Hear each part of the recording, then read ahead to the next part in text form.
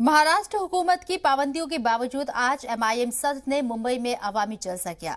इस मौके पर रियासत के सीएम उद्धव ठाकरे की सेहत के लिए दुआ करते हुए हुकूमत पर भी सवाल उठाए। उन्होंने कहा कि ये पाबंदियां सिर्फ ओवैसी पर लगेंगी या हुक्मरान जमात के लीडरान पर भी। देर शाम हुई इस जलसे में ओवैसी ने असेंबली में अपनी हार को याद करते हुए हालात से हुक्मरान जमातों पर तंज किया। इस दौरान उन्होंने बगैर नाम लिए यूपी और दीगर रियासत के मुसलमानों को भी रिझाने की कोशिश की।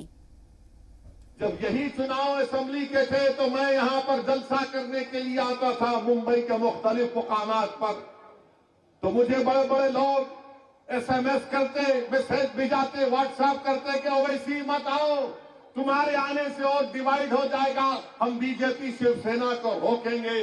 मैं पुकारता रहा और कहता रहा कि देखो, बीजेपी शिवसेना को तुम नहीं रोकोगे, ये इख्तियार में आएंगे, यही कांग्रेस और राष्ट्रवादी आपको धोखा देंगे। मगर मुसलमान मासूम है, दस्तरखान पर बैठने के लिए तड़प रहा था।